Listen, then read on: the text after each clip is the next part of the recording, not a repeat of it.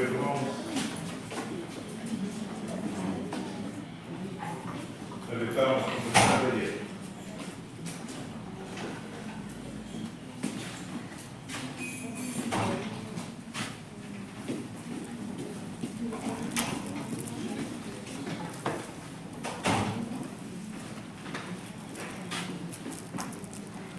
El caso teórico que habíamos conversado, habíamos llegado a la conclusión.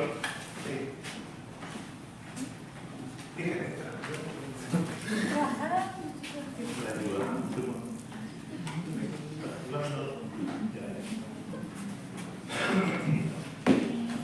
caso teórico que habíamos conversado, habíamos llegado a dos diagnósticos, uno que era la osteoporosis y la osteocondrosis, ¿cierto? Y de secundaria, hablamos de osteocondrosis y también hablamos cuando existe un fragmento del cartílago que no se ha clasificado y queda como osteocondritis disecante.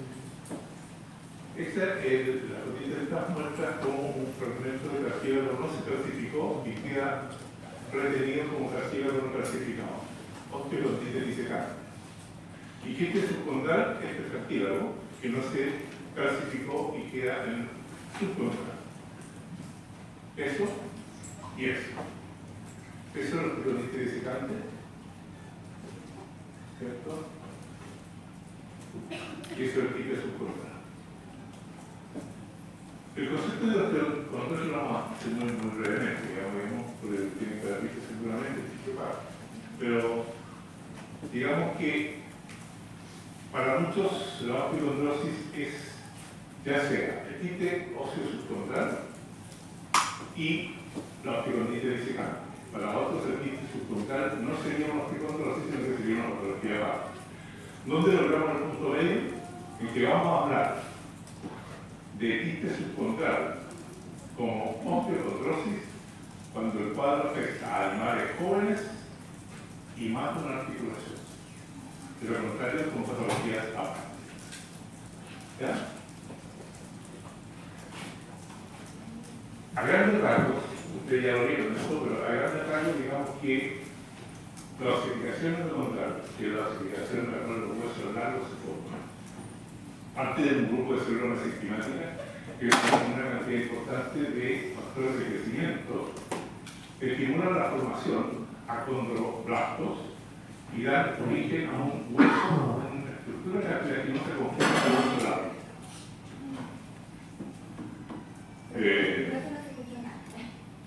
Pero si estamos hablando de todas las cosas.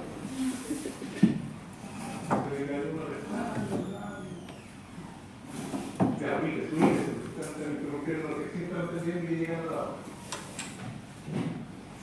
¿Ya? ¿Se sentaron? Ya. Estamos hablando de teórico, ¿no? Bueno, lo que les decía, esas células, ese grupo de células mesenquimáticas forman un molde de hueso largo, pero aquí no tenemos condroblasto. Y ese condroblasto empieza a sufrir un proceso de hipertrofia y posteriormente ese molde de hueso largo, de la osificación endocondral, es invadido por vasos sanguíneos que traen los osteoblastos. Y esos osteoblastos empiezan a morir los condroblastos hipertrofiados y los osteoblastos empiezan a producir calcio y osifican y forman el hueso óseo, ¿cierto? El hueso como corresponde, de ese molde cartilaginoso. Por causas multifactoriales, que no están del todo claras, pero que dicen relación con un rápido crecimiento animal, que dicen relación con un problema nutricional, que dicen problemas con la dieta que reciben, etcétera. Yo creo que definitivamente hay un factor genético importante. ¿Ya? Personalmente creo eso, que hay un factor genético importante. Una de las barreras de debilidad en el desarrollo de la osteocondrosis. El punto está que se produce un trastorno, como decía, de la osificación endocondral, de la cual los fragmentos de zonas de cartílago no se calcifican y quedan secuestrados. ¿Ya? ¿Qué hacemos frente a eso? ¿Qué hacemos frente a una osteocondrosis? Se lo menciono, personalmente no no le tengo mucha fe, digamos, y realmente no lo uso, digamos, pero le menciono que hay un tratamiento conservador que es en relación con mejorar el ritmo, o modificar el ritmo de ¿cómo se llama? De crecimiento animal y no hacerlo tan rápido. Mejorar la cantidad de proteína de energía, bajar la cantidad, establecer la relación, etcétera, etcétera, o aplicación de aminoglicanos. Pero no, la verdad que llevamos a cirugía. Y normalmente en la cirugía lo que hacemos es extraer el fragmento por la artroscopía y ahí hay una discusión de, según el cirujano, cuánto cubre peo, cuánto saca, digamos, ese sugar bone que yo les decía, queda ese hueso o ese cartílago que ya está hecho como polvo.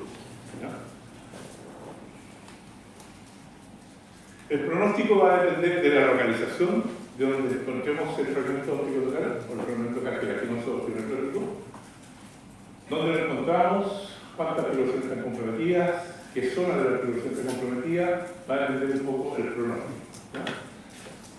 En todo caso, ¿cuál es la consecuencia de una osteocondrosis? Que puede ser el caso clínico que vimos, es una osteoartritis. Ese es el final de una osteocondrosis. En la práctica clínica, después de todo muy clínico, era frecuente de repente encontrar caballos recién llegados a los corrales que venían del campo para empezar el training. Empezaban el training y a los 2 o 3 meses mirábamos el caso, mirábamos y todo, y veíamos que ese caso estaba así de grande, lleno de líquido sinovial. 5 días al principio. 5 días.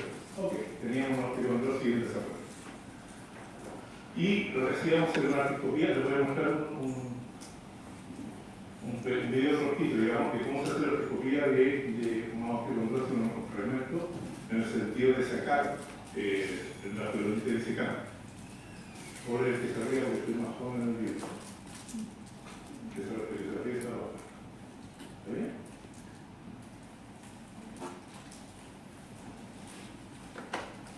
Esa es una artroscopía. Triangulamos, pero una pequeña incisión muy chiquitita donde voy a meter la cámara.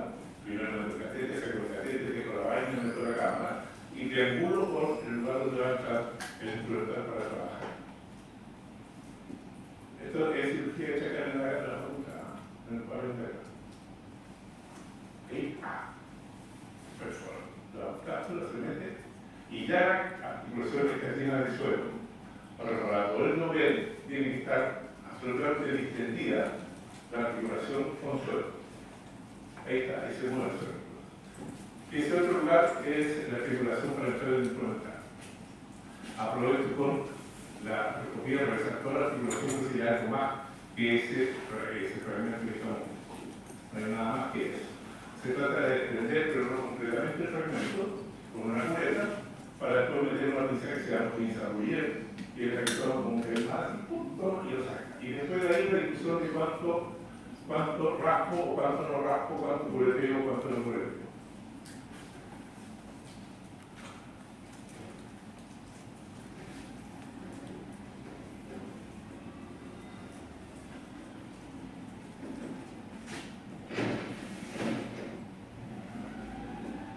Yo en una cirugía bastante fácil, que dura más de 2 o 3 minutos, fue como una hora de no, sí, pero necesitaba el porque además, mientras más antiguo el proceso, más se lo complica, porque se nos viene la membrana sinovial, la penetración de la membrana sinovial se nos viene la cámara. Entonces, lo que existe es un chivering que se llama, que nos lo mete en la articulación, que es una afectadora, y afecta la membrana sinovial se cree que es hipertrofiada, y después se cree que es pelino. El problema es que el chivering es desechable y ya. Entonces, generalmente no. Vamos. Bueno, este caballo se hizo eso y se jubiló porque no tuvo ningún resultado favorable. ¿Ya? No la el caso clínico que habían visto de otro. Se hizo solamente la operación de aceleración quirúrgica, sacando los fragmentos, los mismos y se infiltró y después más de todo, caballo puro. Lo que más se hace en los cuadros de perfil es el manejo con corticoides intrasinodiales. Corticoides intrasinodiales con ácido hialurónico son lo que más se usa para poner a funcionar un caballo, para poner a andar un caballo. ¿Ya?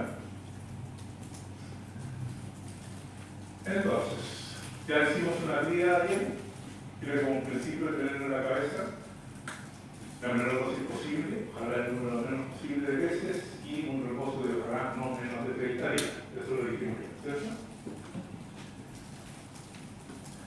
La droga más usada en la infiltración de articulaciones son las que ustedes tienen ahí, pero sin lugar a dudas que la más usada es la triamcinolona. La triamcinolona, que tiene presentaciones hasta 40 miligramos, normalmente lo que se usa en la práctica, eso es lo que estamos haciendo en la práctica, 6 a 18 miligramos.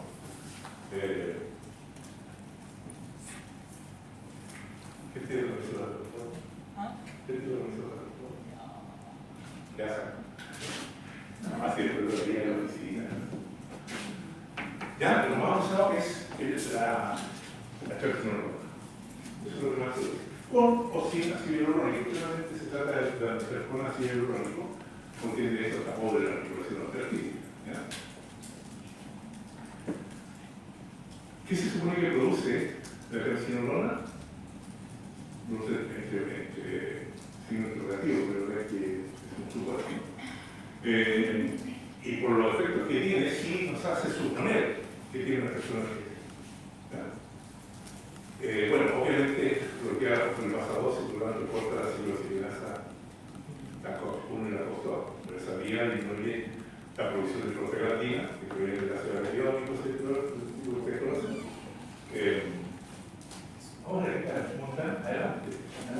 No, por favor. ¿Qué dice? No, aquí. Disculpen ustedes que hemos empezado a... ¿Estamos?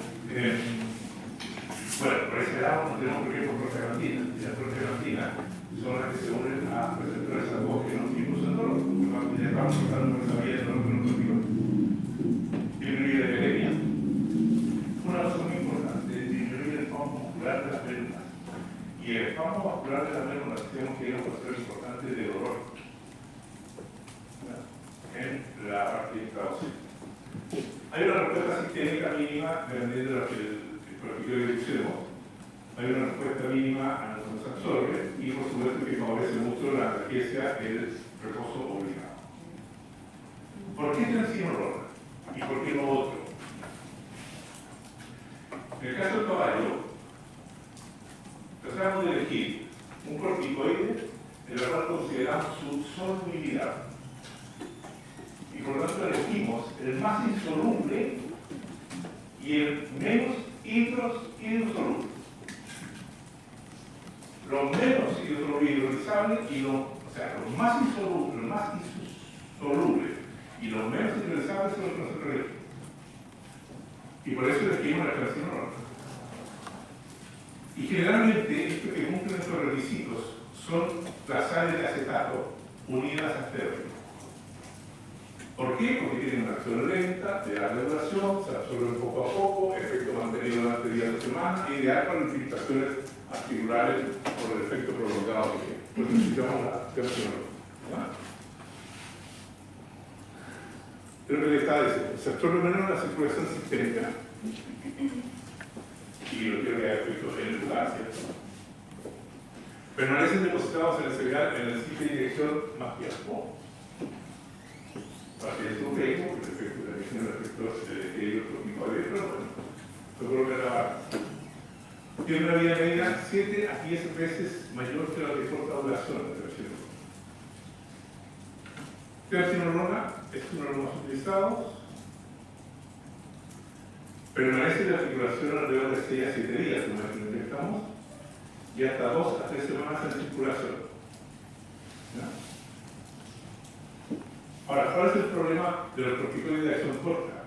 Que duran aproximadamente 30 minutos, pero la articulación está hacer un efecto antiinflamatorio y analgésico, pero el problema es que se va rápidamente.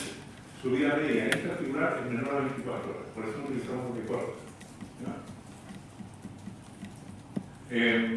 Lo más recomendable, como les pongo ahí, es que cada uno se familiarice con un par de los que puede usar y conozca las características, siempre predominando el hecho de que quiero los más insolubles y los menos hidrolizables en la articulación. Ahí tienen un caso de frecuente de osteoartritis en caballo de la red, caballo paralelo, que es la osteoartritis de la articulación intertrasera distal. Esta es una lista, pero como es una lista de es una lista dorsolateral, tanto la medial como la cuarta ahí. Esto es el central del tazo y esto es el tercero. Está el tazo con 90 grados. Ahí se ve la osteoartritis. Pérdida del espacio articular, osteolisis, formación de osteofitos, etc. Eso normalmente se llama, en inglés, bone sparring, que es el esparadrap óseo. Bone sparring, ahí está. El esparadrap óseo. Y el esparadrap blando, diferencia de los griegos muchos, que el esparadrap duro, el esparadrap blando, el esparadrap óseo, el esparadrap blando, lo llaman bone sparring, o si ven alguna bibliografía, digamos, de cosas términos, que es normalmente cuando no es una cosa dura que aparece en la articulación intertrasera distal, por la cara medial, sino lo que aparece es una fusión sinovial importante en la tarso plural que comunica la intertrasera distal, eso es la anatomía. Y por lo tanto se ve una cantidad de líquido importante en esta zona. A eso se le llama bone sparring. No lo vamos a desarrollar porque no tenemos tiempo para desarrollarlo, pero si a alguien le interesa los caballos y quiere que yo se lo explique, se puede ir a la oficina un día y vemos el desarrollo de la enfermedad. Le digo que lo conozcan porque les va a aparecer y que no lo diferencien, o sea, que no lo confundan con la prueba de esparadrap que conocen ustedes, ¿no? ¿Conocen la prueba de esparadrap? ¿Conocen la prueba de esparadrap o no? ¿De cirugía? ¿No? ¿Hicieron cirugía?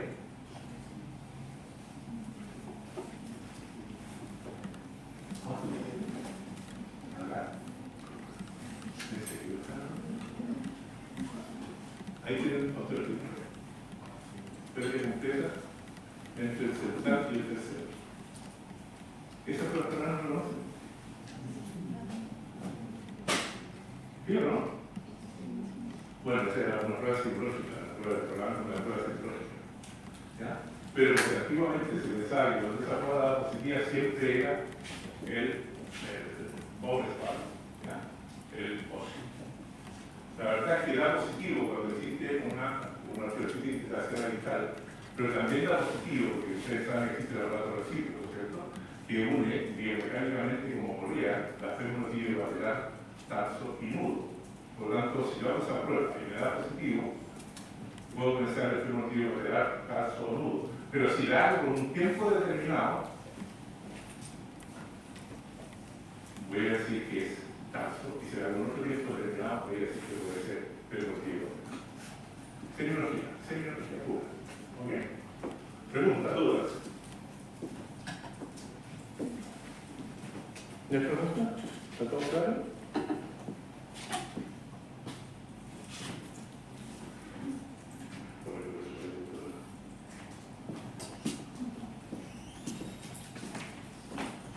¿Ya? A la prueba del esparadrap, ¿cuándo demuestra positivo?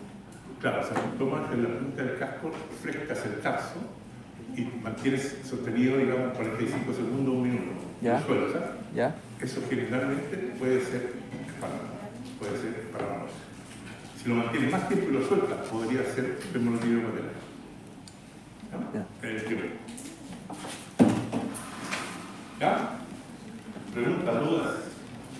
¿Está todo claro?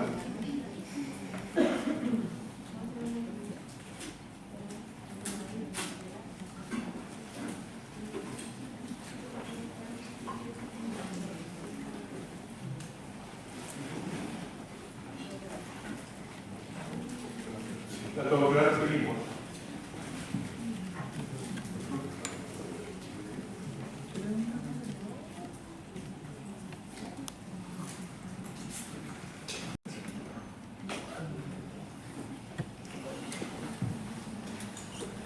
¿No?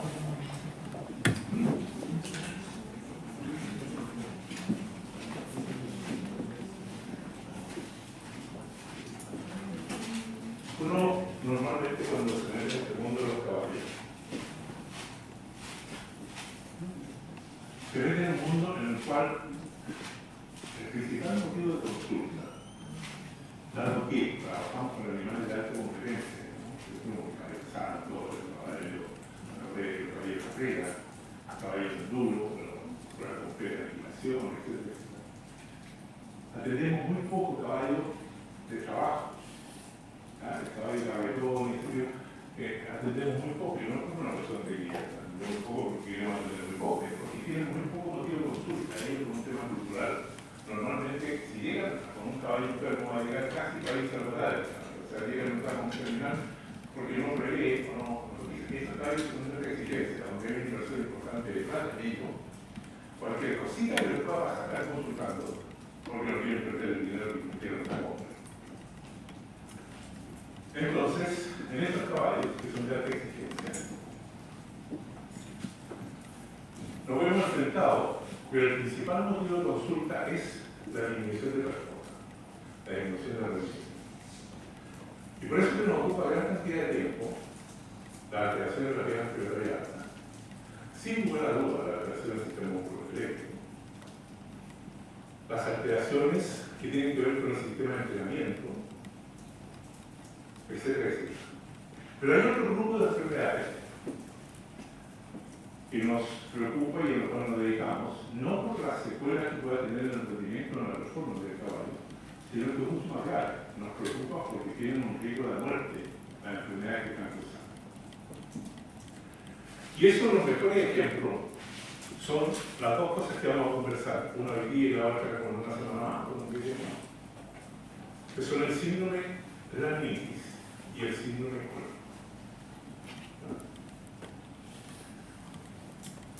Y aquí yo siempre les cuento, todos los años les cuento lo mismo porque creo que es importante el mensaje, creo que por lo menos si a mí me sirvió, puede que les sirva a ustedes lo que les voy a decir. Yo tuve la ocasión de trabajar 24/7 en una clínica muy hipódromo, central de los grandes que hay acá. Y eso significaba una casística más o menos importante, digamos, hacíamos 8.000 fichas de nada. Aunque se repitieran los casos, pero eran los 3.000 fichas de nada. Y fue muy frecuente que nos llegara, yo siempre lo cuento en la última, creo que útil. Ojalá que si no lo asumieron ahora, lo asumieron en los primeros 5 días de la profesión. Siempre ya nos llegaba un caballo, a las 8 de la mañana, a las 8 de la mañana, con signos de cascos calientes, pulso digital, compromiso sistémico, dificultad para desplazarse. Ok, ficha clínica, diagnóstico, laminitis. Ok, enfermero, laminitis. El enfermero le dio 18 de por la laminitis. Una hora después me llegaba otro caballo, cascos calientes, pulso digital, dificultad para desplazarse, compromiso sistémico, ficha clínica, laminitis, enfermero, laminitis. Uno de esos caballos, al día siguiente estaban los cascos fríos, sin pulso digital, desplazándose bastante mejor y se iba al corral, a su box del corral, a seguir el tratamiento. El otro caballo, que llevaba antes después, lo mismo, a las 24 horas se le habían seguido los cascos y lo estaban sacrificando. ¿Qué es lo que pasa? ¿Cuál es el error que se está cometiendo? Tratar al paciente según la enfermedad, pero no al paciente como tal. Exacto. Muy bien. El mensaje de esto es que ustedes no van a tratar ni el perro, gato, caballo, ni gorrín, a lo que se dediquen, exactamente lo mismo, ¿no? A lo que se dediquen. Ustedes no tratan de enfermedad. Ustedes tratan enfermos. Cuando yo descubrí eso hace 30, 40 años acá, gracias a la guía de los profesores que me ayudaron en su momento, pude entender que efectivamente el porcentaje de pacientes que se recuperaban empezó a aumentar. Porque no es lo mismo tratar 2 caballos con la laminitis como enfermedad que tratar 2 caballos enfermos de la laminitis, donde el caballo A tiene un estatus homeostático, un estatus endocrinologico, un estatus de él, ácido básico, del momento que lo fue y el otro tiene otro. Si yo le aplico el tratamiento a los dos iguales, uno se va a morir y el otro, porque nos supera más allá. Eso, por favor, no se lo olvide. Algún día me va a decir, no me acuerdo, que dijo que se murió, dijo una vez en clase, y le va a salir. Y eso es para el perro, para el gato, lo que sea. No es solo para el padre. La única forma que yo conozco de hacer eso es la de padre, pero la que yo usaba, no le digo 50 años, pero sí 40, porque lo primero viejo que está muchísimo llegado. Y después me encuentro en el pero sucede lo siguiente, que de alguna manera, si yo logro entender ese concepto, voy a entender que lo que hay detrás de la enfermedad. Y la única manera que yo conozco es desde la fisiopatología clínica. O sea, para mí, mi curso de fisiopatología, era el primer curso que me gustaba para ir, mi curso de fisiopatología con 8 profesores. 8 profesores, cada profesor con su tema, digamos, y con actividad y todo. Me marcó, digamos, en el sentido de que tenía que ver la enfermedad y no la enfermedad. Yo tuve la suerte, y sobre todo a mí, porque el profesor me tenía que acercar, y vos podés tal vez que no se tenga eso. Tal vez lo bueno humano no ha pasado, pero lo bueno humano también vamos a hacer muchas cosas malas, me equivoqué muchas veces, yo me entré, pero es que hay que contarlo para que no se repita. Es algo que me conté a mí, de que comía evidencia de nuestra red, por 15 minutos, no tiene mucho. Pero mostrar lo bueno, yo tuve la suerte. De que a mí me formaban, por lo menos algunos de ellos, no solo docentes, hoy día somos todos docentes, no hace casi nada. Pero me formaban maestros. Maestro significa ese tipo que uno lo mira y aprende sin que el tipo abra la boca. Lo aprende de lo que está haciendo, de cómo lo hace, de cómo se comporta, y no solo en lo técnico, sino en lo humano. Yo tuve la suerte, puedo mostrarte, y siempre lo nombro, porque los amo hasta que me muera, digamos, los muertos, digamos. Ramón Martínez. Doctor Ramón Martínez, fisiólogo, Lázaro Zúñiga, en farmacología. John Wick, en California. John Maher, en California. Son maestros, son las personas que te enseñan más allá de esta cuestión que tenés que aprender de memoria que estoy diciendo acá. Tuve una suerte esa. Y la segunda suerte que tuve es que estudié y no la vi. Tuve una relación grande, de calidad, en la cual tuve 4 o 5 maestros de forma. Eso solo no se lo explica. No, pero ese concepto de la enfermedad es importante. Vamos, este cuadro es uno de esos cuadros que yo les contaba. El síndrome de la meningitis es una enfermedad grave, súper complicada, con una mortalidad anual, digamos, por eutanasia generalmente. Tiene todos esos nombres, te da lo mismo los nombres. Es una enfermedad que, primer caso, es en 1898, se hizo una cantidad de años. Que esta enfermedad se manifestó, se juntó, digamos, y hasta el día de hoy no tenemos una solución de todo lo que hay que hacer y todo lo que ocurre. Sin embargo, justifica escribir sobre esto por el hecho de que en los últimos 10 o 15 años hay más del 25 al 30% de toda la información, o sea, que se escribe sobre la meningitis. Eso quiere decir que en los últimos tiempos, que es cuando más se ha avanzado en el conocimiento de la enfermedad. El caballo con la meningitis es muy sui generis, como el caballo que se baja del camión, yo sí, aquí el paso viene del caballo, un caballo por el hospital, no sé, no lo puedo explicar. Esto es característico también. El caballo tiene un dolor enorme en las manos Y por lo tanto, si ustedes se fijan, desplazan el peso del animal en el momento que se desplaza hacia atrás, lo cual hace que metan los miembros pélvicos debajo del abdomen para defenderse. Esto es una caminata sui generis de la vida.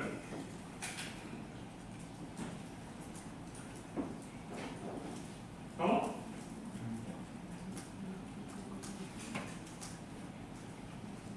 La gente se confunde mucho, ¿no? Se confunde mucho porque dice que lo que está afectado son las patas, los miembros pélvicos. Entonces, cuando están recién empezando, dicen, algo le va a hacer. Y me ha tocado ver, digamos, yo lo hice también, estaba empezando a ver que se me daban las patas y las manos, digamos, no sabía que estaba así, pero es que se llega la mano, eso todavía lo dan.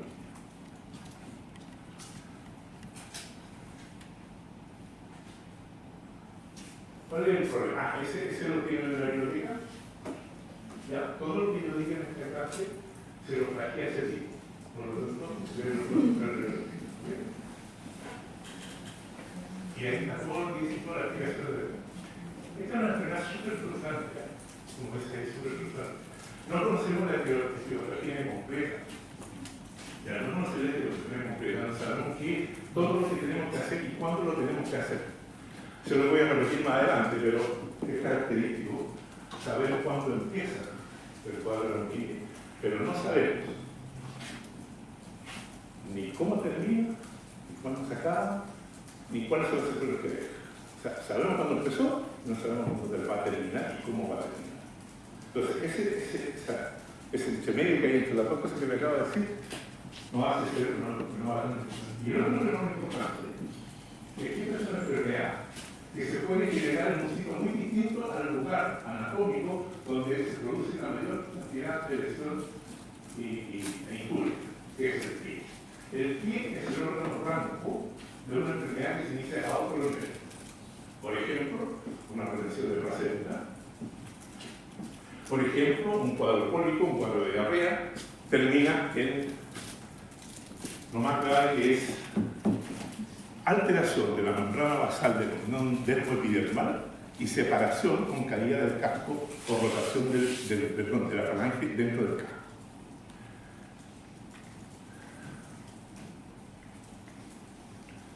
Al movilizarse la falange dentro del casco, se separa el podófilo del quirátido o la dermis de la epidermis, el corion de epidermis, lo mismo se le conserva, producto de que hay una destrucción de la membrana basal que une las láminas secundarias de la epidermis con las láminas secundarias del epidermis. La movilidad de esa falange distal se puede producir como rotación dorsal, donde se desprende la parte de adelante y rota, porque aquí está la tracción del flexor distal profundo hacia arriba. Ahí. Como está tirando, se rompió acá. ¿Dónde está ahí? Se rompió acá con un nervio epidermal y el tendón empieza a tirar. Esto se puede hacer así. ¿Vamos?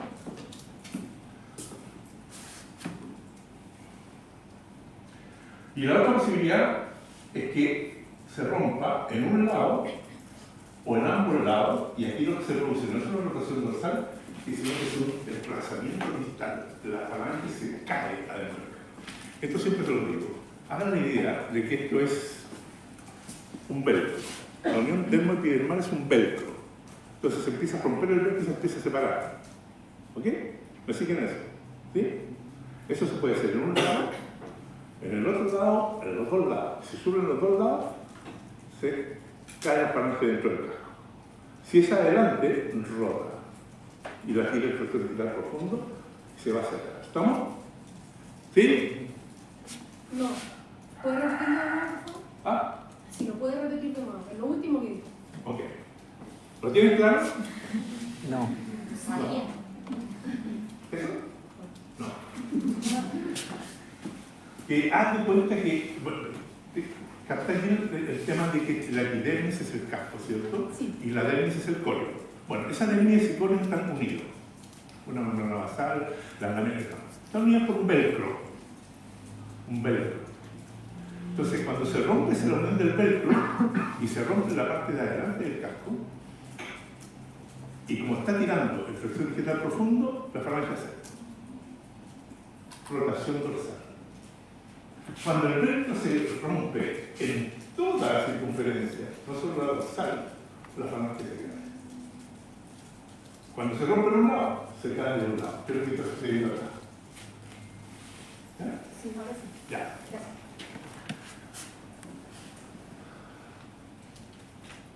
Así que, wow. A mí me tocaba realmente como prueba, digamos, encontrarse un caballo en la recibida que están a patita de nuevo, y los cacos están al otro lado. Eso es lo que hace la gente, el dolor que debe producir ese. El animal está imitando su lado entero, un rato enfermero, gracias. Sin ningún problema, se cae tranquilo, o sea, va a dormir en la casa. A mí siempre la eutanasia ha sido un problema, ha sido un tema. Entonces, en ese sentido, servir mariconazo. Porque quiero recuperarme hasta el final, pero a veces tengo que medir dónde está el final y dónde estoy haciendo sufrir al animal. Pero me la juego porque lo vamos a salvar. Y cuando hay que hacer la eutanasia, que veo a un enfermero que lo conoce. Y que me encuentre, pero no me gusta hacer nada. No sé por qué. Tengo una casa. Pero no es complicado. Bueno, esto es lo que yo le decía recién. La unión de las láminas secundarias del corium se encajan con las láminas secundarias de la epídide. Esto es lo que se rompe y esto es lo que se separa, no esto. No la unión del corium con la falange. Ahí existen láminas, fibras de colágeno que se interdigitan en la estructura cribosa de la falange distal y por lo tanto esto no se separa de lo otro. Es muy difícil separarlo. Esto es fácil separarlo cuando la membrana que une estas dos cosas se lesiona, se necrosa. Profe, ya es cierto que se desprende de la parte delantera y se cae de la falange. Se rota. O sea, se rota Para que no, dorsal. cuidado con los términos para que no te confundas.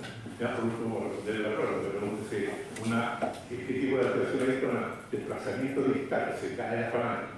Y este otro, no se cae. Este otro es una rotación dorsal. No se cae, sino que aparece la punta por la suela, pero la falange sigue estando dentro del punta. ¿La rotación eventualmente pasa a desplazamiento? O sea, No necesariamente. ¿es una etapa dentro de la otra? No necesariamente. Puede tener solamente rotación o desde el inicio puede tener desplazamiento. Y también puede tener rotación que termine el desplazamiento. O sea, no lo puede perder. Y obviamente, no sé si obviamente, pero va a ser más fácil que, o sea, eso de que se caiga el casco solo cuando hay un desplazamiento, no una rotación, ¿no? Porque la rotación igual algo más que tengo adherido un poco. Podría ser, pero la verdad es que el tema de la exumbulación, así se llama ahí el casco, exumbulación, va por otra vía. Va por otra vía, no la vía recta. O sea, ahí hay un reblandecimiento del rodaje coronario, de la banda coronaria que hay por el pico.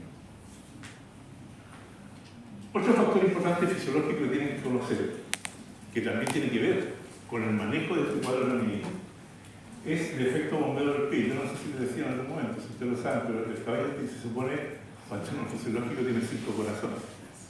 Es decir, que un corazón acá y tiene un corazón en cada patita.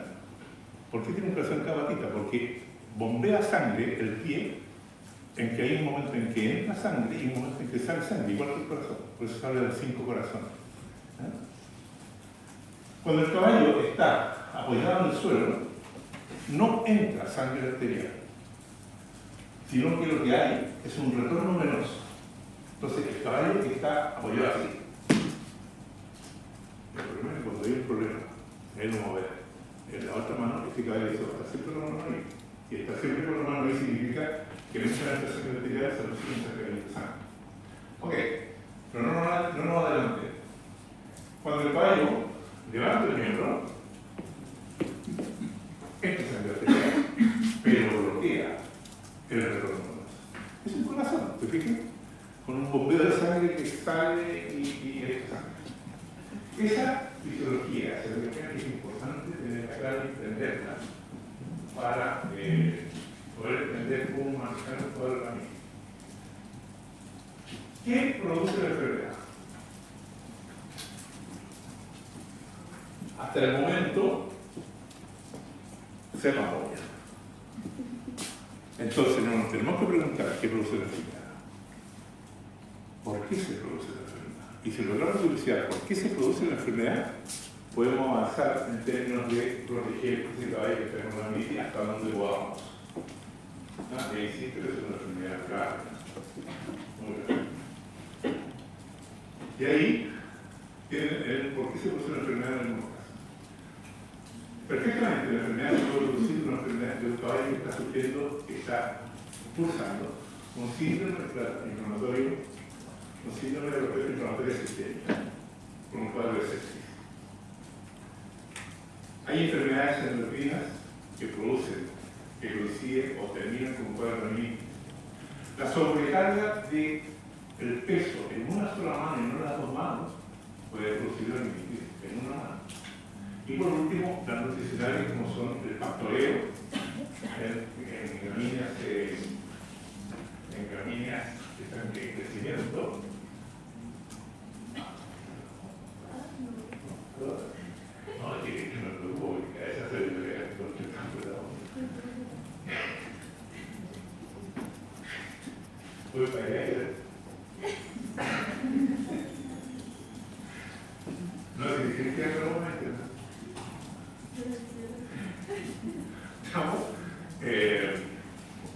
Esas son las por qué se produce la. Entonces, en el caso de lo primero, este es un caballo que nos toca atender de una rodada en carrera.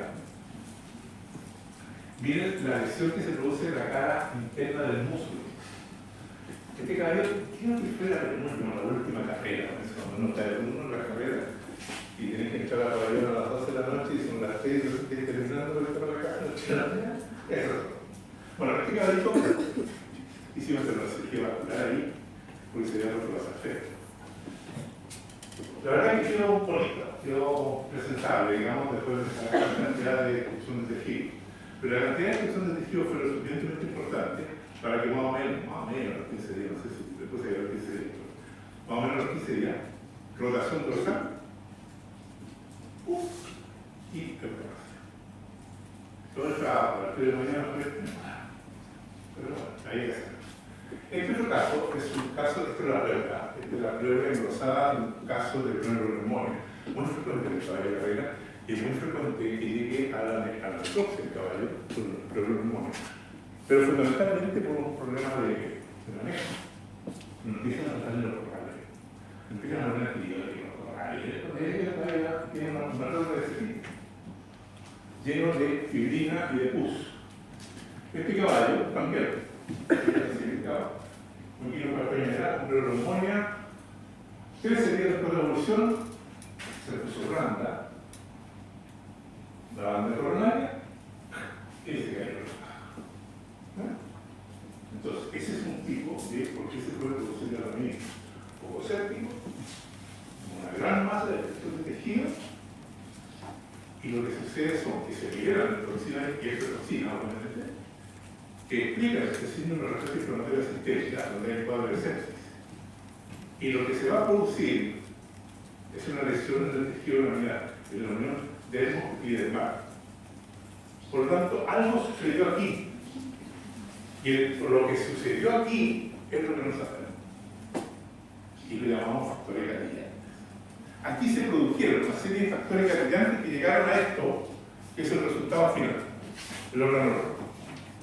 Entonces, ¿qué sucede? Se ha visto en este tejido laminar el cuadro que decide una respuesta inflamatoria sistémica con sepsis, como el caso de dolor en cabeza. Hay una infiltración importante en el neutrófilo y el neutrófilo que liberan citoquinas y mediadores de la inflamación que vuelven a, por efecto quimiotáctico, traer más neutrófilos y activar más y hicieron un círculo vicioso. ¿Qué significa ese neutrófilo activado? Significa liberación de citoquinas, como son la interleuquina 1, 6, 8 y disminución de la 10, que es la antiinflamatoria. Radical el nivel de oxígeno, quizás lo más importante, la activación de las metaloproteínas. Prostaglandinas, estimulación de la matriz de metaloproteínas. Resultado final, separación dermo-epidermal, rotación o caída de la falange en el paso de la vida. Otra cosa que puede llevar a producir la meningitis. Yo les decía que en ese caso, también es gravedad, luxofractura de campo, del mismo anterior. Luxofractura de campo. El tipo de fractura que tenía, tipo slab, con la aja de partículas de esa articulación, y la primera salida del cálculo para cumplir bastante más cualquier tipo de osteosíntesis que llegamos a hacer, porque cuando hay fractura en la aja, de tercer carpal a poner un tornillo, o dos tornillos, digamos, de 3.2, de 4.5, y fijarlo y caer vuelve a correr. Pero en este caso era una fractura múltiple, con minuta dentro del. Por lo tanto, la indicación era eutanasia. Pero por alguna razón, el dueño que no estaba y el médico profesor de eutanasia, entonces se deja hospitalizado, se llega el dueño que está viajando a hacer se le algunos tiempos, de algunos días. Y resulta que a los 8 días presentó una laminitis de este miembro, del sano. Laminitis del sano. Y esto se explica de la siguiente manera. Normalmente los miembros torácicos tienen que resistir el 60-65% del peso y el 35-40% de los miembros pélvicos. El miembro pélvico participa en la reproducción, pero los miembros anteriores es el soporte y es la propulsión, por lo tanto, 60-65% en los miembros torácicos. Y por lo tanto tuvimos 8 días a ese caballo soportando el 65% del peso de la mano sana. Y eso significaba que tenía permanentemente apoyada la mano y no había efecto de bombeo. Entra sangre, sale sangre, entra sangre, sale sangre, pero le estaba explicando ¿no?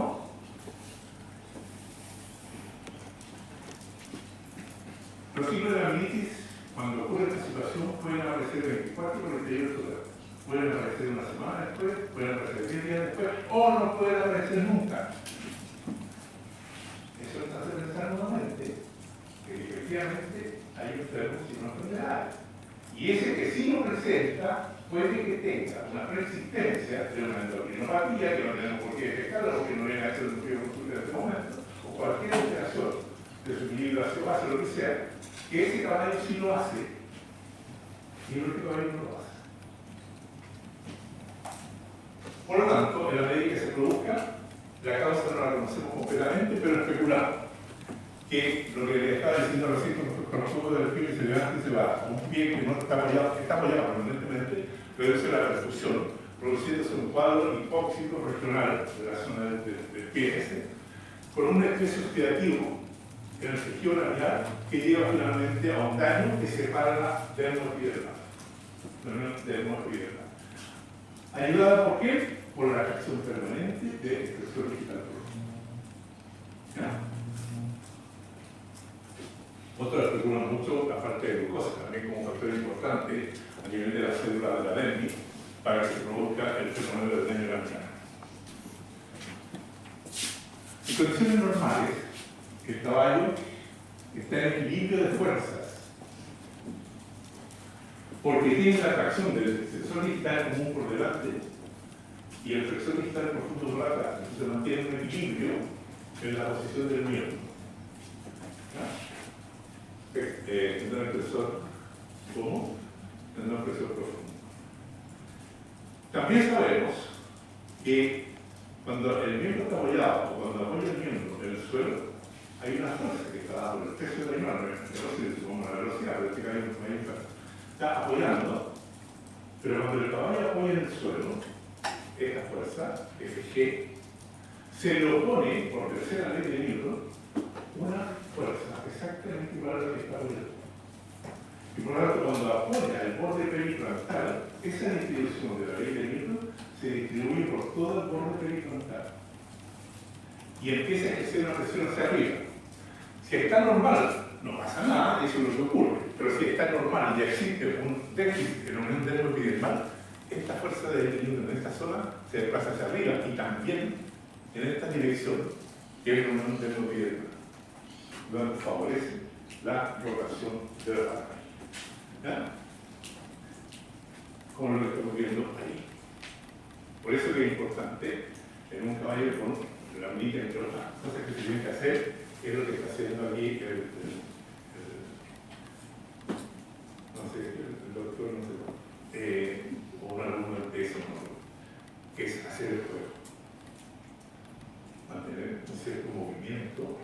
del casco cada cierto tiempo de la mano sana, tratando de hacerlo como se pueda, digamos, y tratar de forzar que apoyen la puntita 10 minutos y baje.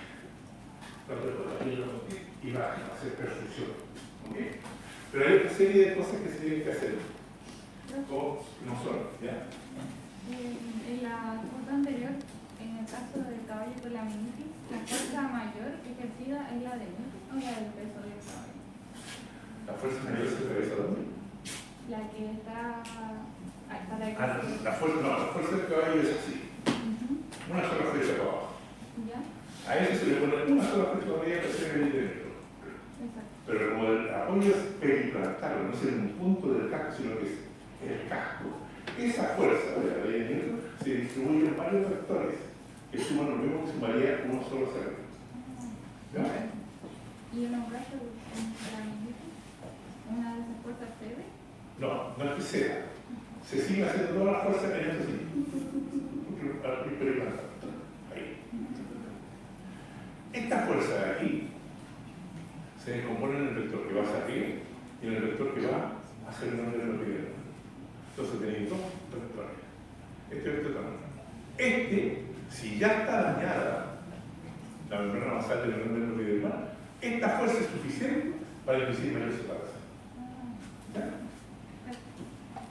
¿Se entiende, no? ¿Se entiende? Profesor, eso es una consulta. Sí, porque no. Lo de la distribución de la fuerza al final tiene que. La distribución de las fuerzas también será incluida por el tipo de pie, por ejemplo. Esto sería diferente a un Lo que pasa es que desde el punto de vista biomecánico, la fuerza 10 se distribuye en 2, 2, 2 y 2 independientes del tamaño del casco. ¿Ya? No tiene relación con eso. Ahora, ¿cuál puede ser el impacto? Que esa fuerza en un casco pequeño, como un cabello corralero, un cuerpo muy grande, o un cabello en una secretaría, tiene un casco mucho más grande que un cuerpo más flaco, es diferente. En ese sentido, ¿ya? En este caso, en el específico se puede generar un cuadro secundario porque como está todo el tiempo apoyado en el casco, se favorece el retorno venoso y podría haber distribución de factores inflamatorios desde el casco hacia el resto del organismo. No ocurre eso, pero lo que bueno es que no de eso, porque te voy a decir otra cosa.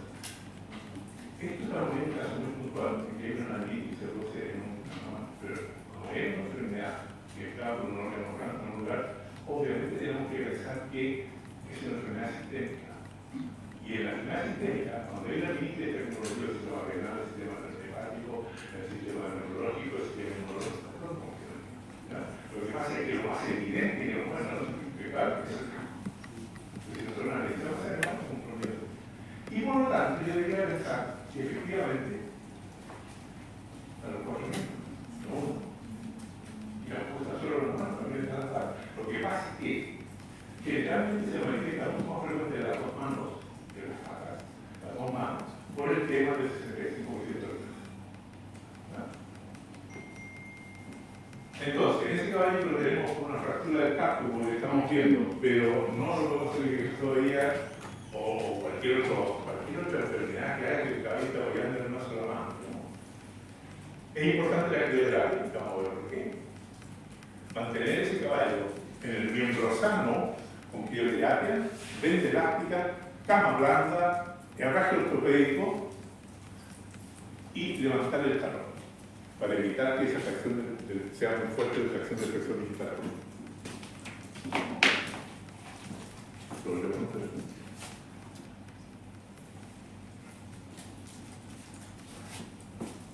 Entonces, tenemos el caballo que hace un cuadro de la mielitis producto de una sepsis o de una expulsión masiva de tejido. Puede hacer un cuadro. Puede ser un cuadro de la mielitis, siempre considerando la sepsis como factor importante, una retención de placenta. Es muy frecuente, por lo menos me he hablado muchas veces que una yegua que retiene placenta, y no se dan cuenta de la placenta que hay una infección, al poco andar, desarrolla una mielitis. Después otra cosa que me pasó una vez también. Me llaman la no por ahí. De todo se aprende. Pobre caballo que no han enseñado, para una cesárea aquí a las 5 de la mañana, una cesárea con feto muerto, llegamos tempranito, la anestesista, todo el equipo, cesárea, hicimos la cesárea, sacamos el feto muerto, cerramos todo perfecto, fantástico. A la semana empezó con una anamílitis de la mama. Afortunadamente es un tipo de anamílitis que la vamos a conversar, en que se estabilizó la rotación hasta cierto nivel y paró. Y ese nivel que nosotros la vimos un año después y estaba normal, porque el casco ya había crecido y ese casco estaba deforme con respecto a la falange, se había caído ya como normal, como crecimiento normal del casco. Pero también, gracias a eso que el proceso séptico por retención de placenta, como el cólico, y dentro del cólico, la diarrea, el síndrome frontero anterior, esos dos cuadritos digestivos, síndrome frontero anterior y diarrea, es lo que yo dije, por lo tanto no es la verdad, no tengo la verdad absoluta de nada, se lo repetí mil veces. Es lo que yo he visto más anamílitis relacionada con eso, y con retención de placenta. Ok, la anamílitis endocrinopática se asocian a una serie de cuadros persistentes, como es el CUCHI, que es la disfunción de la parte intermedia de la hipófisis, como es el CUCHI periférico, que es el síndrome metabólico quino, el por pastoreo, que es el síndrome prelamínico, y por último, y aquí es discutible, y eso lo vamos a conversar mucho rápido, la administración iatrogénica de corticoides. Hay muchos defensores de que sí, que no tiene nada que ver, etc. Personalmente, está contraindicado para mí el uso de corticoides de cabello. Porque muchas de estas enfermedades que están ahí tienen que ver con la elevación del cortisol. Y el corticoide y el cortisol, produciendo una hiperinsulinemia o una resistencia a la insulina, hace que efectivamente se produzca el cuadro. En todo caso, estos cuadros no los vamos a desarrollar más que de una forma muy somera, porque esto es materia. ¿Qué pasa si no me equivoco el doctor de la Fuente, no? Lo pasa el doctor de la Fuente, cada una de estas cosas que acabamos de ver, se las pasa in extenso y está súper bien pasada y se entiende súper bien. Entonces no tiene sentido que yo me desarrolle ahí porque estoy robando escena.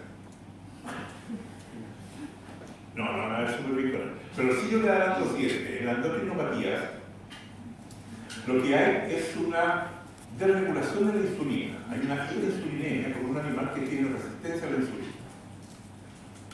Porque ustedes saben que cuando hay una situación de estrés en un caballo, lo vamos a ver seguramente mejor cuando veamos cólico. Cuando hay una situación de estrés se activan hormonas de la hormonas del estrés, como son el cortisol y la catecolamina. ¿Cierto? Y en ese caso, el cortisol es hiperglicemiante por la vía de la gluconeogénesis y de la glucólisis, digamos, y por lo tanto trata de aumentar la glucosa. Pero la glucosa, en un animal en los cuales, por la situación de estrés, están bloqueados los GLUT4, y los que están activos son GLUT1, GLUT2 y GLUT3, cerebro y corazón, porque la situación de estrés el cabello quiere salvarse, de no morir, y no alimentar el hígado y el músculo. Tanto se bloquea, ya produce el cuadro de resistencia a la insulina. En el caso de la disfunción de la rama intermedia de la hereditaria, no se sabe por qué, pero hay una alteración importante a nivel de la dopamina. Al producirse una neurodegeneración a nivel de hipotálamo, disminuye la dopamina y por lo tanto disminuye el freno en la hipófisis para producir entre los melanotróficos una serie de sustancias. Entre esas sustancias, siendo el precursor propio melanocortina, produce beta-endorfina, produce estimulante alfa de los melanocitos, produce péptido intermedio de la corticotropina, y produce ACTH. Entonces, ¿qué pasa? Que al no existir el freno, existe una producción importante de ACTH, corticotropina, y la corticotropina produce la hipercortisolemia. Y la hipercortisolemia es responsable de producir la melanina. En estos animales lo que hay, digamos, es una hiperinsulinemia e hipercortisolemia. En el caso de, ese es un caballo con Cushing, lo van a ver muy bien con el doctor de la reina. En el caso también del síndrome metabólico quino, también existe una regulación insulínica, además de la hiperlipidemia, aumento de la velocidad, etc., aumento de los triglicéridos. También se produce un aumento de cortisol, producto del aumento de la situación de estrés que está viviendo el caballo. Y también lleva a un cuadro de laminitis. Como les insisto, no se preocupen del detalle, pero vamos a ver paso por paso. En todo caso, lo que coincide en estos casos es una desregulación insulínica, con resistencia a la insulina por no activación de los glúteos 4. La laminitis por causas nutricionales es una causa frecuente, porque es frecuente porque no pesquisamos mucho la neuropatía. A lo mejor hay muchos casos en los que no sabemos por qué se produjo la laminitis, en que lo que existe es una de las enfermedades endocrinopáticas que yo les estoy mencionando de base, pero no lo saben. Entonces, el más frecuente se suele ver por retención de placenta o por cuadros digestivos, que se producen fundamentalmente por el consumo de pasto gramínea en rápido crecimiento, y eso lleva a que se produzca una alteración importante a nivel fecal de la flora bacteriana, y ahí es donde se especula que habría desde el colon o desde el ciego la liberación de la amina por descarboxilación microbiana, ¿ya? Y esto sería uno de lo que nosotros llamamos los FG, los factores caticantes. Ahí podría ser eso. Obviamente eso va a producir daño de mesodermal, va a producir movilización de la falange. ¿Cómo está la hora? Bien. Súper, por favor. Aquí estamos en el fácil. ¿Y no hay recreo? No, ¿a qué hora terminamos ya? A la 1. O sea, se supone que a las 12:50 a las 11:50 para 12 hay un recreito y se termina a las 12:50. ¿Y eso se supone según quién? No sé, según Fred, no sé, según quién es. ¿Según quién? ¿El gobierno? Sí, según Chile. La fecha. ¿Ah? Sí. Pero, ya, 10 minutos. 10 por reloj, hasta las 10 empiezo a hablar.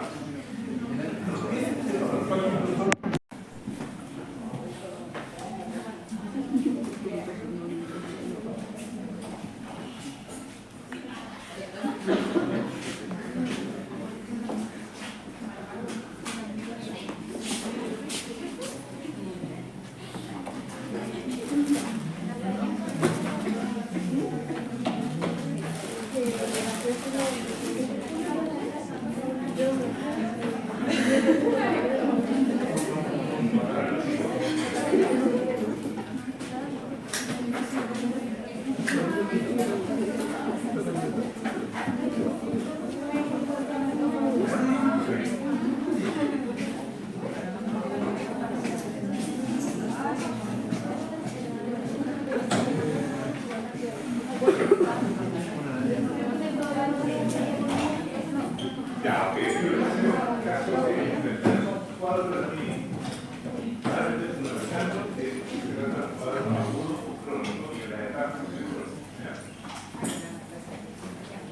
en cuanto a los signos, vean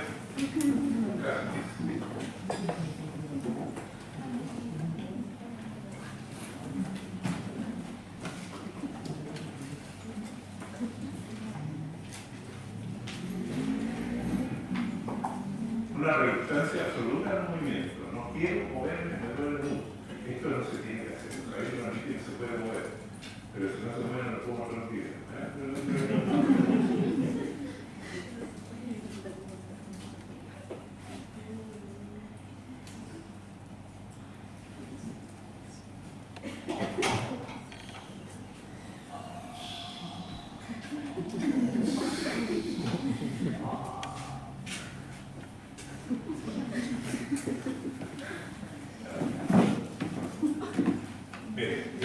El dolor de la mano. ¿Qué? Ve, si la caminata no se le provoca más, no cae con la misma. Si una vez no cae con la misma, van a ver eso. ¿En qué consiste? Porque si no tienen experiencia y pasó algo aquí.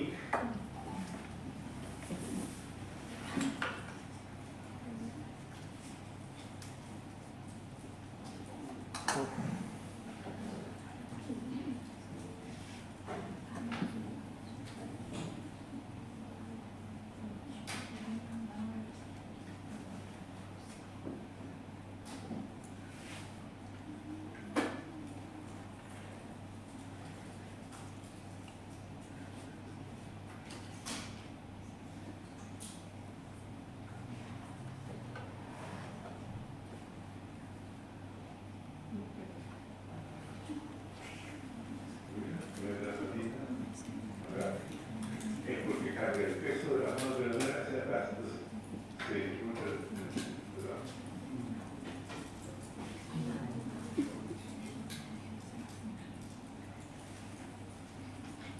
El perro tiene una gente clásica. ¿Vamos? Bueno. Entonces, te decía yo que es importante clasificar si es un cuadro agudo o si es un cuadro crónico. En el caso del cuadro agudo,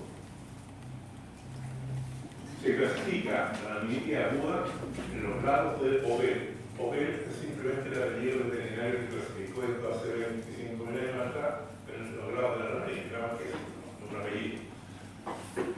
La laminitis aguda, subaguda, aquí hay una cosa súper importante.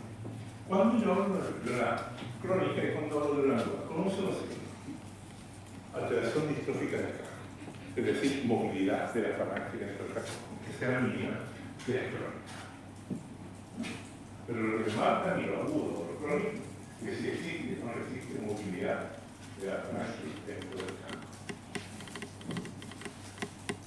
La laminitis subaguda no presenta alteración distrófica del casco porque es aguda, y el periodo suele durar de 8 a 12 semanas y se estabiliza.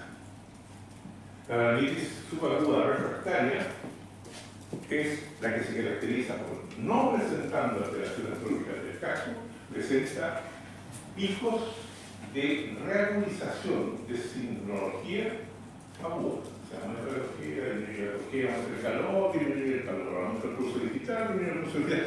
Pero si yo lo chequeo por radiología, no hay movilidad para mí. Eso me hace categorizarla como aguda. Crónica es porque ya hubo una movilidad de la falange dentro del casco.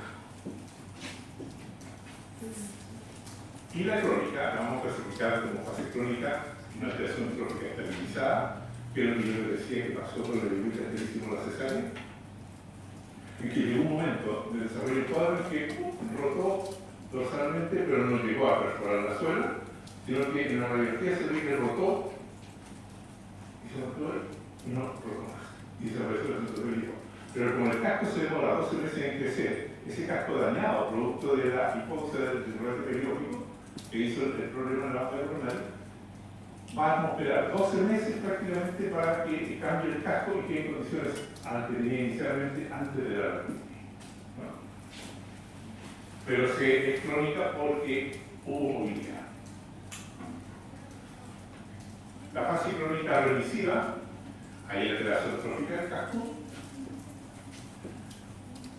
Y lo importante es que se reagudiza en un momento determinado, teniendo rotación de falange o de procedimiento de falange, los signos se reagudizan y se van, vuelven, se van, vuelven, se van, ¿ok? Pero ya es crónica porque ya movió. Y la peor de todo el Zinker, que es la fase crónica recurrente y progresiva. Es decir, hay que va a llegar a la ataxia. En que el proceso se encuentra absolutamente activo en la movilidad de la falange. Estas son los grados de OBEL, en que se clasifican un poco pensando en la gravedad, pero con el tiempo nos vimos que efectivamente no había una relación entre la gravedad del cuadro y lo que nosotros podíamos observar físicamente.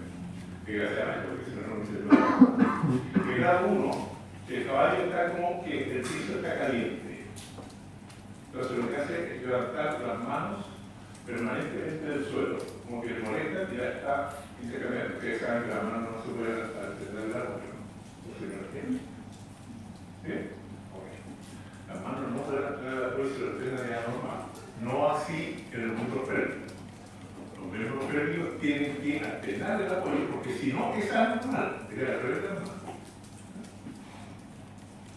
Y al caminar no muestra signos de claudicación. Grado 1.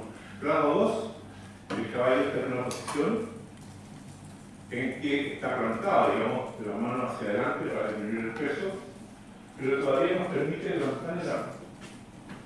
Y en el grado 3 está el dolor que el caballo está pegado al suelo, pegado así, no le levanta una mano, pero ni por casualidad por el dolor está pegado por los 4 mil personas. Grado 3. Todo esto no hay movimiento de la falange dentro del casco.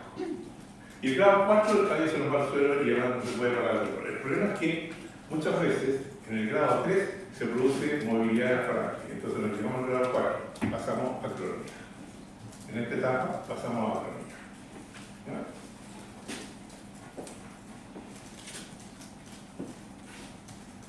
Desde el inicio del cuadro, ¿qué cosas son importantes? La evaluación radiográfica es fundamental. Incluso la evaluación radiográfica cada 48 horas.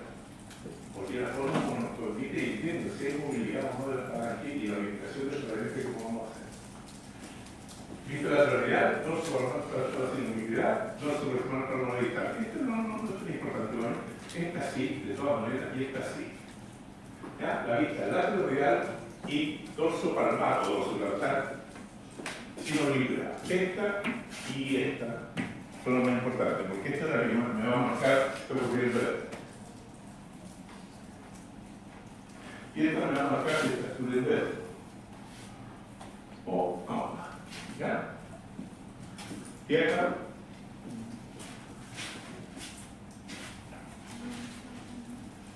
Entonces, todos esos signos aparecen en el cuadro de calor, pulso digital, dolor a la pince casco. Puede aparecer ralentizamiento de la banda coronaria.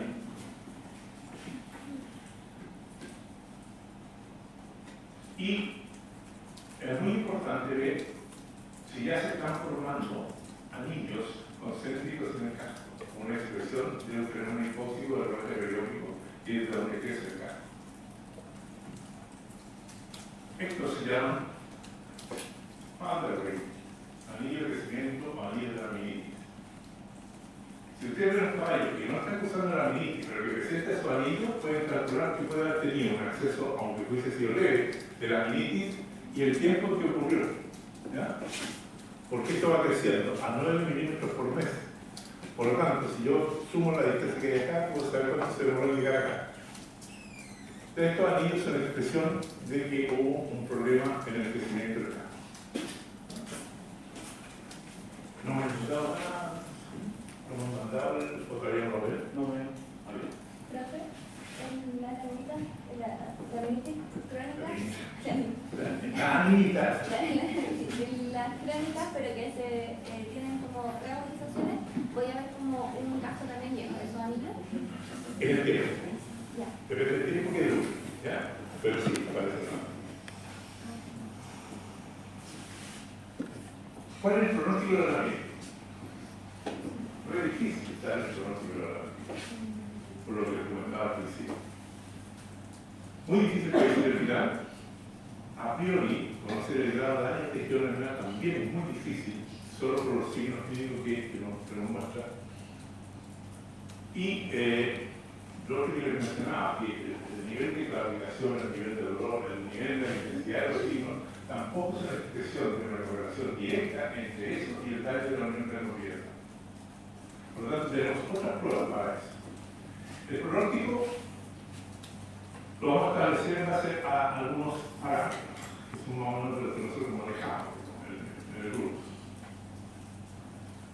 La evaluación radiológica con y sin medio de contraste. Tiene que ser con medio de contraste, la vida lo voy a explicar por qué. Y pensamos que la respuesta inicial del tratamiento de la experiencia nuestra es importante también establecer el pronóstico. El animal que me responde rápidamente en las primeras 24 o 48 horas con una terapia y empieza a mejorar la tecnología, a mí me da la esperanza de que tiene un mejor pronóstico que si no lo hace. ¿Okay?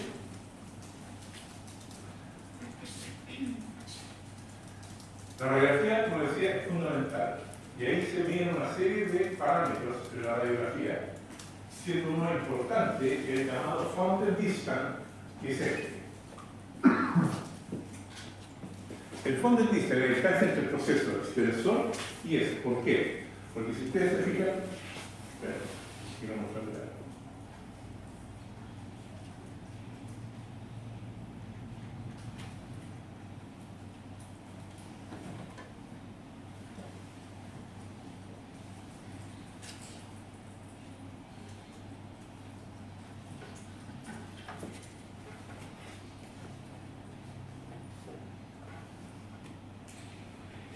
No, pues. No, no le importa. Bueno, no, pero sí, por ejemplo, porque quiero decir algo que no parece. Bueno, hay una serie de medidas, ¿ya? Uno pone una marca, una marca del pie, acá, metálica, una marca metálica adelante, tomando como referencia donde empieza la estructura dura del casco, versus la base coronaria que está encima, hasta ahí llega. Y lo otro que coloca es un chinche, que vamos a ver, una cachuela, que la pone en la punta de la ramilla por fuera, y esas son nuestras tres marcas: 1, 2 y 3. ¿Alguien notado? ¿No? Ok, entonces, esta distancia es importante que el Fountain Distance, también el grosor de muralla, el grosor de suela, todos son factores que son importantes. A mayor nivel, porque el hecho de que el caballo esté rotado empieza a apoyar y hacer unas fuerzas normales de la punta de la falange en el suelo, y eso induce una desmineralización de la zona que está apoyando normalmente, y eso se llama osteopenia. Entonces, a mayor grado de osteopenia de la falange distal, mientras mayor sea el compromiso sistémico que el caballo está cruzando junto con los que pueden la mirítica, a mayor distancia del proceso, el Fountain Distance, en las radiografías seriadas, si presenta abscesos, si se ha fistulizado por el rodete ese absceso, si presenta, como el caballo que mostré en la foto anteriormente, relajamiento de la banda coronaria arriba, y un compromiso importante vascular con la venografía, peor es el problema. Pero es un parámetro que yo voy a tener en la cabeza como para decir, ok, con esto, el pronóstico de la edad no es muy bueno. Vamos a hacer todo lo posible, pero no quiero hacer nada. Algunos de estos signos pueden ser motivo de eutanasia. La venografía consiste en aplicar de forma local un medio de contraste, que puede ser el día de la dolina, que es una más moderno, que es la resonancia magnética. Si yo voy a hacer este examen por resonancia magnética en el caballo, que se hace en los 9, uso la dolina, que no es yo dado. Pero si lo voy a hacer en pie, como lo hacemos nosotros en el equipo Rayo normalmente, no lo hacemos por resonancia magnética, usamos el diatrosato de recurmine y diatrisoato sodio, que son productos del medio de contraste cholado. No, sí, esa es la diferencia. Lo que pasa es que cada línea ha avanzado mucho porque tiene un mejor resultado con la resonancia magnética. Y lo que pretende ver esta venografía, el nivel de obstrucción de la irrigación que existe a este nivel. Cuando empezamos a hacer nosotros esto, hace mucho tiempo atrás, nos ayudó muchísimo, porque teníamos caballos que habían rotado la falange, pero no sabíamos cómo coexistía esa rotación de falange con el compromiso vascular. Y nos dimos cuenta que efectivamente esos caballos tenían rotación de falange, con un serio compromiso de distancia también el mismo siguiente. Sin embargo, esos caballos que tenían rotación de falange, pero con una buena indicación aún, esos caballos se salvaban. Y al año, cuando ya había crecido el casco, ya estaban por ahí. No. Entonces sí fue una ayuda importante la venografía en términos del pronóstico. Pero también, te dije, sabemos cuándo comienza, pero no sabemos ni cuándo ni cómo termina. Ese es el problema del síndrome de la mente. ¿Qué es lo que hacemos? En la fase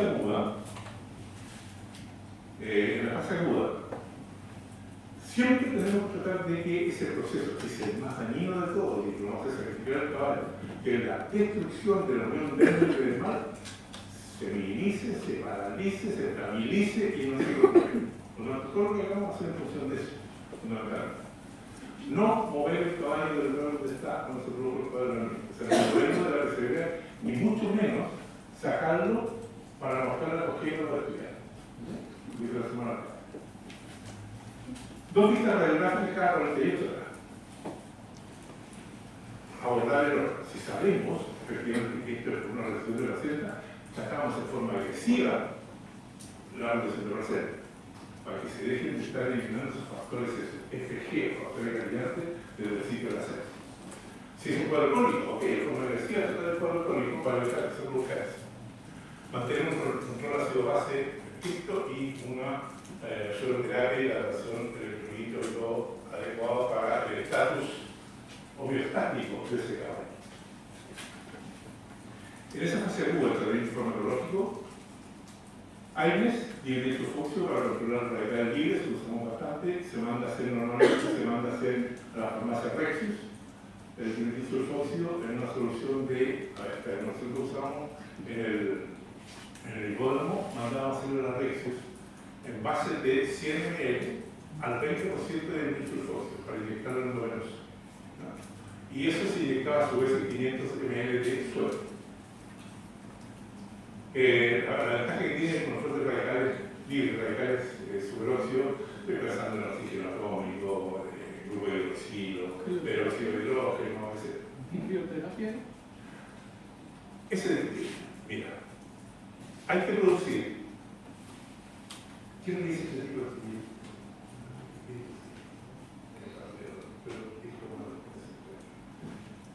dice, no la use la crioterapia hasta cuando aparecen los signos. Sin embargo, ese tipo dice, úsela, por la referencia, úsela 24 48 horas. Y después de 24 48 horas, mientras acá. ¿Por qué? Porque las primeras 24 horas no quiero que lleguen los FG.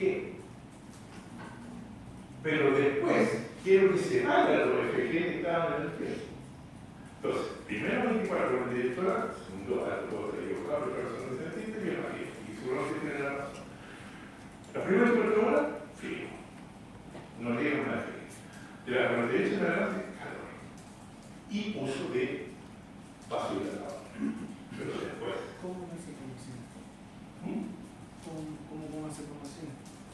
Hace formación más adecuada, pero con que.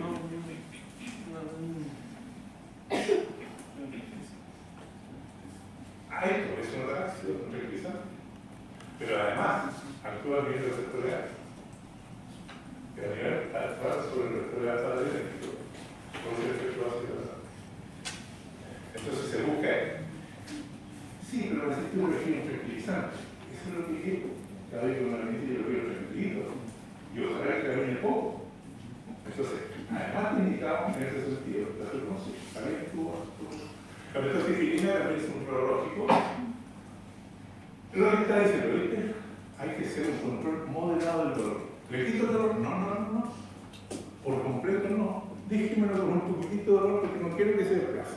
No quiero que esté apoyando. Y se desplaza ahí.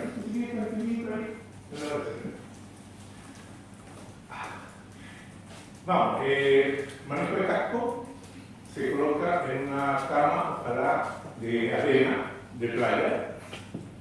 Tiene que ser arena de playa, ¿no? Porque la arena que uno compra, no es lo que es, ¿verdad? La arena de playa tiene que ser porque la arena que uno compra esa de construcción se endurece. Entonces casi tiene los endurecimientos. Por eso la arena de playa es la que no se endurece. Así que no te preocupes.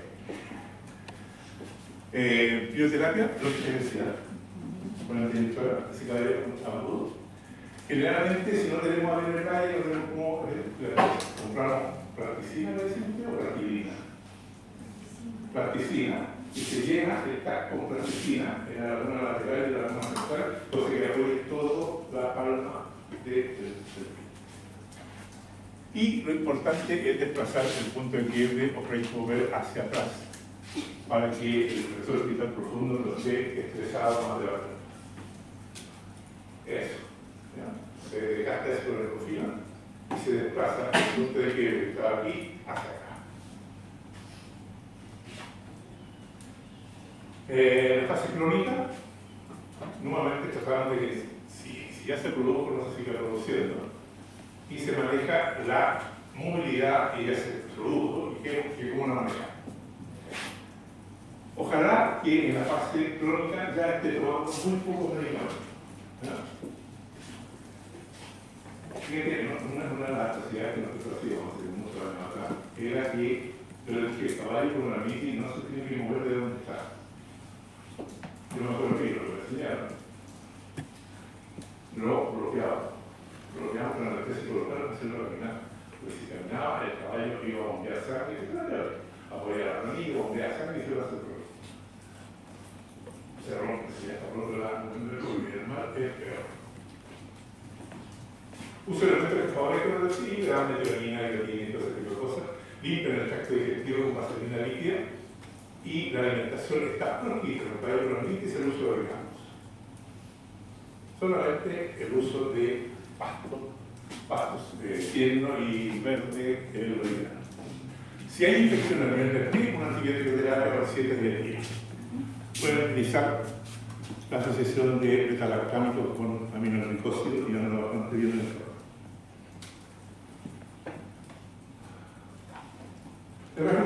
¿Cuándo erramos ese caballo que está con amnitis crónica? ¿Para quién es la vaselina en la zona gástrica? Para evitar, se supone que el efecto digestivo, que bacterias del tracto digestivo, o bien porque la oxidación está eliminando ese G para actualmente. Entonces, si limpiamos el tracto digestivo, el caballo que está con un problema digestivo, que no se está moviendo adecuadamente, por tanto el desequilibrio de flora, es mejor que salga todo y no se absorba.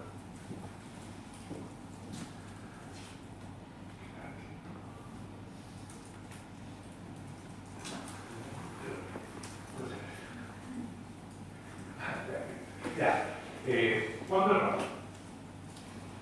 No erramos.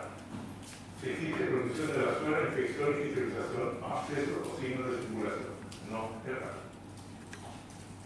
No errar. Si el caballo no lo permite y yo le levante las manos sin problema, no tengo que bloquearlo con anestesia local para levantar la mano o errar.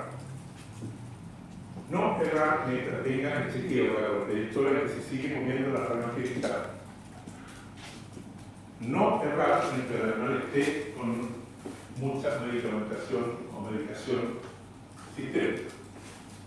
Errar cuando el caballo esté cómodo, cuando se puede errar levantando la mano sin utilización de bloqueo anestésico. Ahí tienen la forma como se produce la ruptura del féretro. Puede ser eso, puede ser eso y puede ser eso. ¿Okay? Y de acuerdo a eso es cómo vamos a manejar. El manejo de los cascos, en el caso del crónico, si está estabilizado la rotación dorsal, tengo que tratar de realinear, de gastar con escofina el casco de manera tal que me quede prácticamente paralelo al falange cuando yo saque la regla. Reposo sobre la presión negra, reclutar toda la superficie del suelo, ya lo dijimos. Realinear es el kit de esta fase. Entonces, si ustedes ven acá, estas son las medidas con las que trabajamos en la radiografía. El fondo distal, el grosor de muralla, grosor de suela, distancia, suela, falange y suela y el ángulo palmar. Esos son los parámetros. Los parámetros normales de esos son esos. ¿Ya? Esos son los parámetros normales que ustedes tienen que fijar.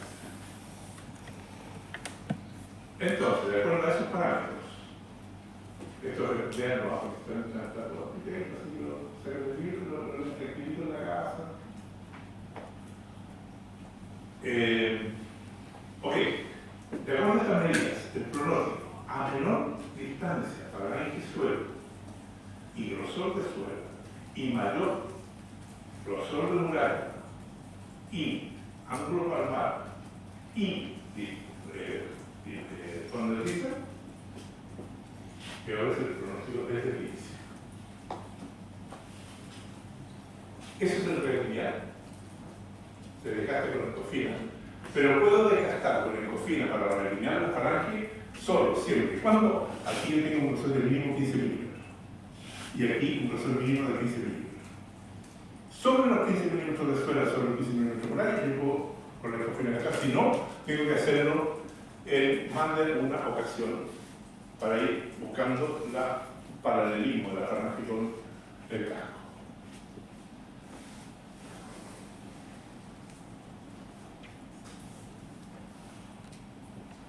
Ya. Aquí sí que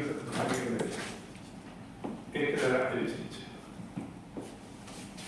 Ese chinche se coloca en la punta de la nariz para hacer el herraje de corazón, que es un herraje que se usa mucho en los cuadros de la nariz. Más la marca araña, más la marca araña. El punto está que cuando uno manda a hacer este herraje, tiene que explicarle al herrador hasta dónde quiero la lengüeta, porque eso va a depender de dónde esté la punta de la falange en el momento de la rotación, donde lo pille yo en ese momento. Porque si yo coloco la lengüeta y la falange ya hizo esto, voy a dañarlo más. Lo que tengo que hacer de una manera tal que me empuje la falange también, o me sostenga, o me bloquee el que se queda regañando. Anormalmente. ¿Okay? Entonces, esto es súper importante. Esto se coloca en la punta de la nariz. En la punta de la nariz. No, si acá que se está frenando. No, le quiero sacar fotos. Oye, en la punta de la varilla se coloca el chinche. Saco la radiografía y tiro una línea de donde termina la apófisis extensora hacia abajo. Y con una reglita veo la distancia. 4 centímetros, no 4 centímetros. Okay. Significa que la lengüeta tiene que llegar 4 centímetros más cerca de la marca que tiene el chinche. Y ahí no va a ser el efecto de correr. ¿De verdad?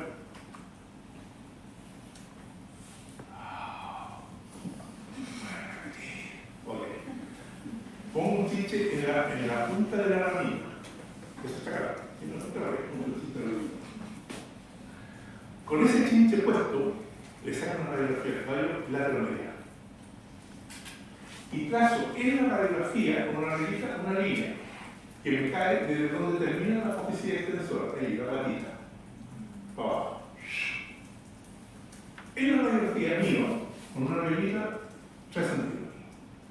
Ok.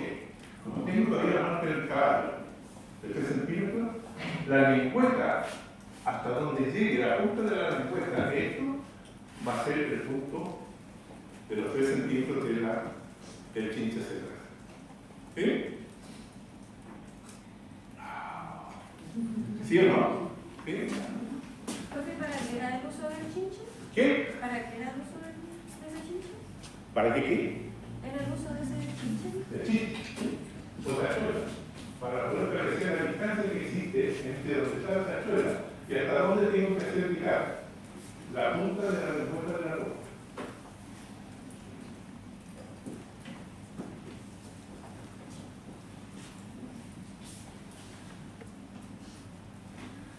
Cuando se trata de un problema de desplazamiento distal y es unilateral, ese es el tipo de error. El lado sano se ensancha y el lado afectado se engorda para que el peso se deposite y se distribuya en esta zona y no en el lado que está de la mano. La tendinotomía es una cosa muy terminal y en realidad es que no es recomendable hacerlo porque la verdad es que como bien drástico, porque tal vez el noto que me sigue tirando, la falange ya está rotada, es estímulo cuando llega, no quiero certificar, cualquier cosa va a salvar, tiene una mascota, que tiene hijos, no hay que hacer estas cosas así, resulta que quiero lo que puede que lo resulte. Como por ejemplo este caballito que está hospitalizado acá, hace un año atrás, este caballito no había nada que hacer, yo trajeron así. O sea, que se acabó el tiempo, este animal está sufriendo con el apoyo de la vacuna.